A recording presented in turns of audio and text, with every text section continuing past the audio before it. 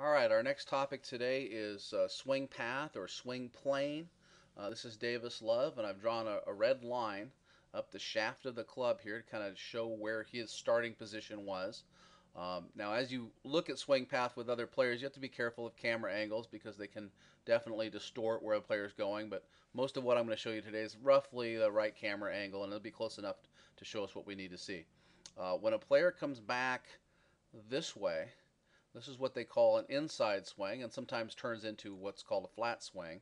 When a player comes up above the path here, they would call this an outside backswing, or sometimes it turns into a steep backswing. But Davis Love, as he goes back here, you can see where he's at. His club head is right here, right on the perfect path. Most players are going to travel pretty close to this red line going back until about the halfway point of the swing. Then they start to have a little more upward motion, and you can see his club has left that path a little bit. But what I'm going to do is I'm going to draw a line down his left arm at the top of the backswing, and you'll see that that yellow line is pretty close to the red line as far as angle goes. It's roughly parallel, and that's a good checkpoint. When a player is here, this is what they call flatter. When a player is up here, this is what they call steeper. There's no exact right or wrong, but when you study the best players in the world, you're going to find that most of them are pretty much parallel. Um, Starting down, the club gradually, you can see the head of the club here, returning back on. He's now once again on plane. Look at that golf club. His hands, the shaft of the club, and the head of the club are right on the exact line that he started. However, he is going to drop it a little bit underneath now. As his club comes in, it is not traveling on exactly the same line. It is what we call inside.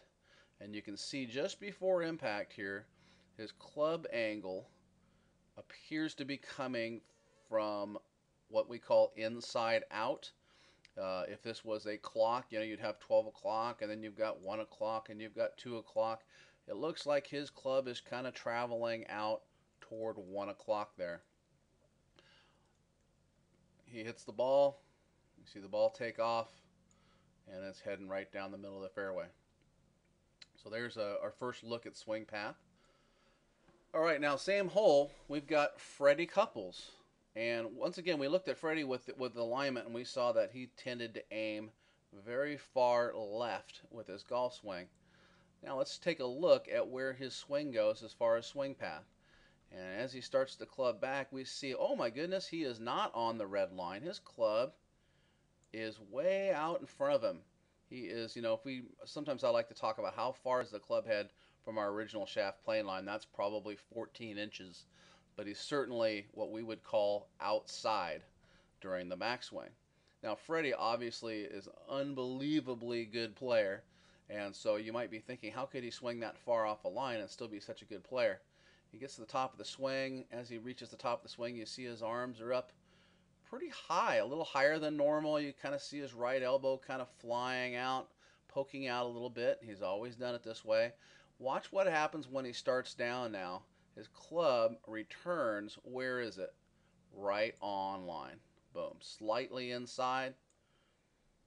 Absolutely amazing. So even though this player does not swing back on a traditional backswing line, he does what we call rerouting the club and drops the club back down on plane and hits a shot that's perfect.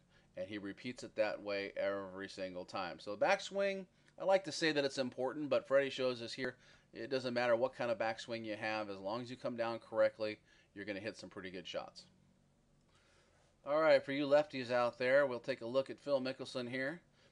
Give him the same basic line here, and let's take a look at how he looks coming back. And oh my goodness, club is absolutely perfectly on plane. Now he leaves the plane. Top of the golf swing, we start looking at the angle of his left arm, and we see that that angle is pretty close to the original shaft plane line. Now he starts to come down, and the club we see is gradually working its way. It's not up top anymore. It's on its way down, and even though it's a little blurry, it's right there. Absolutely on plane. Club coming from directly behind the ball, and the ball taken off and flying right down the center of the fairway. Great playing here.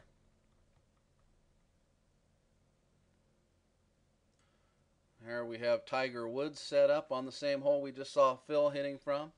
Drawing a line up the shaft of his club, and let's take a look. It appears as though that club is either right on plane or maybe just a tiny bit outside of it. And you can see it doesn't matter if you're a little bit in or a little bit out. We just want to be in the basic direction. Top of the backswing. My goodness, look at this. Beautiful parallel position. Notice his club face angle is about the same angle as well. The wrist is about, I mean, things are really looking good here for Tiger. And as he starts down, the club returns back. Where is it? Blurry, yes, but absolutely right on plane. Club and head slightly inside.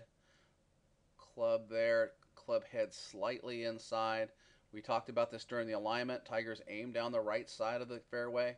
So I would expect that he's hitting a draw here. You see the ball taking off down the right side of the fairway with just a little bit of a right to left hook spin on it to bring it back toward the green that he's trying to drive. But fantastic playing. Absolutely love it. All right, I told you playing was my favorite topic. Here's Vijay Singh. We're going to take a look at his path. And before we do, I want to talk about the setup of this hole. This hole is a little bit of a kind of a left to right hole. You can see that good players will tend to want to keep the ball over the center of the fairway and then probably curve it a little bit to the right to kind of skirt around the sand trap so they don't have to go over the bunker. So you can see that VJ's, look at his stance, and you see that he's aimed a little bit left there. And he's trying to hit a cut shot. So watching the swing, we see the club coming back just a little bit outside. Once again, that's the type of swing path that might give you a little bit of left to right. Top of the swing, angles, pretty much parallel. Club drops down, and look at that. Club is right on path, right on plane. Strikes the ball, and then there we see the golf ball flying over the grass, and hopefully has a little bit of a slice on it. Keep the ball just curving around that sand trap. But fantastic path here. And once again, you notice the backswing path. Let me clear some lines out here for you. The backswing path is a little bit outside, kind of like Freddie, but not near as pronounced. But when he comes down, that club reroutes and drops and is right on plane. So there's VJ. Okay, I think this will be our last swing path look. This is David Toms with kind of probably an 8 iron, 7 iron, something like that, short to mid iron. Watch the club come back. Club is right on path there. Top of the backswing, just like the other players, left arm roughly parallel with that original shaft plane line. Club dropping back down, working its way this way toward the bottom plane. And look at him here. Club head is right on plane, coming from right behind the ball. And then there's our ball taken off right where we wanted it to go.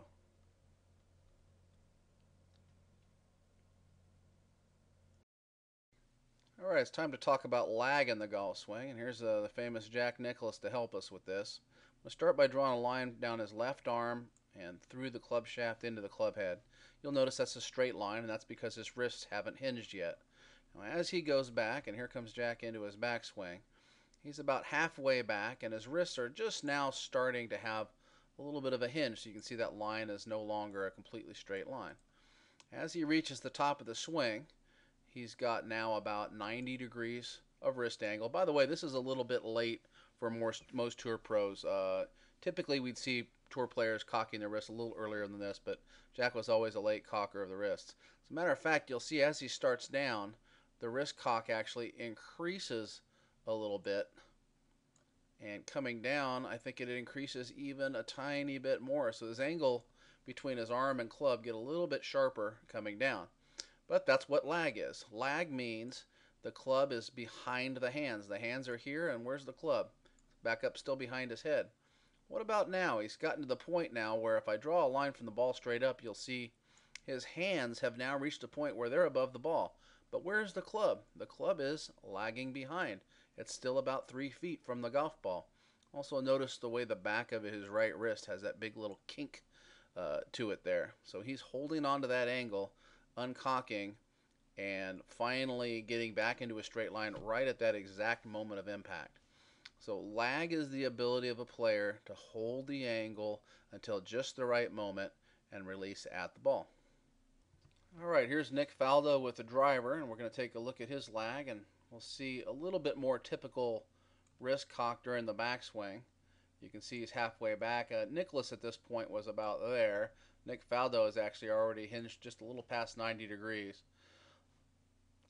As he gets up toward the top of the swing, there's just a little bit more wrists, but here's the important part is that when he comes down, his wrists are very relaxed. They're very supple. Look at that tremendous angle. As he pulls the handle down, the club is still back up behind his head. Gradually approaching the golf ball, his body is leading. The arms are coming down, but the club is trailing behind. Here he is, almost back to the ball, still has lots of wrist angle. Hands are now just in position, club is behind, and then just like Jack Nicklaus, saving that moment of release until right at the golf ball. Lots of power, lots of snap that happens in a very short amount of time. All right, here's David Thomas. This will be our last lag player, but he's going to show you something very unusual here. Firstly, I'm going to start by drawing a line up the shaft of his club here at address. I think he's got about a 7-iron here. And I want you to remember the difference between, say, a 7-iron and a 6-iron is 4 degrees. The difference between a 7-iron and a 5-iron is 8 degrees. Okay, here's David Toms at the top of his swing. You can see the wrists are cocked. Just like the other players we've looked at, as he comes down, the wrists kind of stay hinged, still hinged, still hinged. And look at this, once again, his club has reached a point where his hands are at the ball, the club is lagging behind, and here is the moment of impact.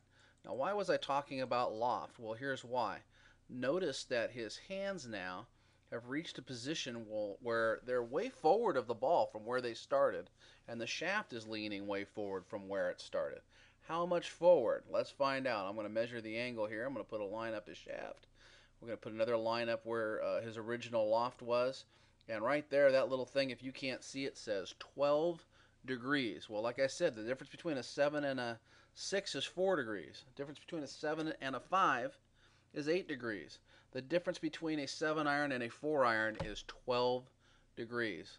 You wonder why some players seem to hit the ball so far compared to you. Well, that's why. They may be able to, with lag, turn their 7-iron and de-loft it down to about a 4-iron. So even without swinging any faster, they might pick up 30 to 50 yards more distance with their irons than somebody who doesn't have this little secret technique. So one of the things that as you're working on the range, learning how to de-loft the club through lag is going to be just absolutely magical for you as far as increasing your distance and also improving the feel and quality of your shots.